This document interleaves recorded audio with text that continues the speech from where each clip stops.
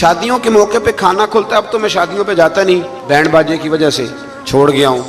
تو کبھی بزرگ حکم دیتے تھے گھر والے تو میں جایا کرتا تھا کسی موقع پہ, تو میں بیٹھا رہتا تھا. کھانا آپ کو پتہ ہے نا, کھانا شادی پہ لوگ آخری کھانا سمجھ کے کھاتے ہیں.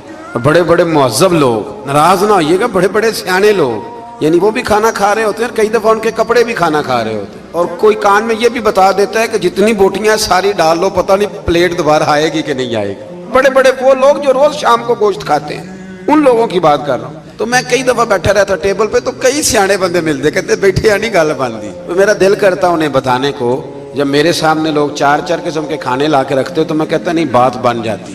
اور بیٹھے رہنے سے, صبر کرنے سے ہی بات بنتی. وہ جو کوشش ہے وہ اور چیز ہے, اور یہ کوشش نہیں. اور آپ تھوڑا سا انتظار کریں. میرے ابا جی ایک بات کہا کرتے تھے, کہتے تھے بیٹے جب میں کسی کی بیٹی کی شادی میں جاتا ہوں تو میری کوشش ہوتی ہے میں کھانا نہ کھاؤں, دیکھ لوں لوگ روٹی کھا لینا تو پھر. اور بڑی بات مجھے نقش رہ جاتی ہے اپنے بزرگوں کی, وہ فرمایا کرتے تھے کہ بیٹی کی شادی میں ایک پلیٹ کم پڑ جائے نا تو بچی جب تک زندہ رہتی ہے اسے تانے ملتے ہیں, لوگ معافی نہیں نہ دیتے.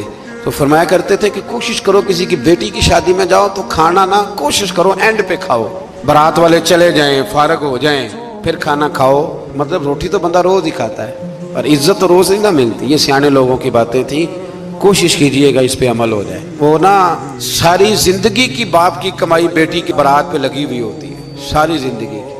اور اگر کبھی بیٹی کی ماں کو اور باپ کو دیکھو تو وہ پنڈال میں پاگلوں کی طرح پھر رہے ہوتے ہیں, یا اللہ روٹی نہ کم پڑ جائے, روٹی. اور بڑی مصیبت بنی ہوتی ہے. وہ پل صراط کا ٹائم ہوتا ہے, اگر میں کہہ دوں تو غلط نہ ہوگا. میں نے شادیاں کر کے دیکھی ہیں بچیوں کی, مجھے اندازہ ہے یہ کتنا کٹھن مرحلہ ہے. لیکن ہم تو 2 منٹ کو پلیٹ بجا کے واپس آ جاتے ہیں. ہمیں کیا پتا کہ کسی کا کس طرح سے وہ ماحول خراب ہوتا ہے. اللہ سمجھنے کی توفیق عطا کرے.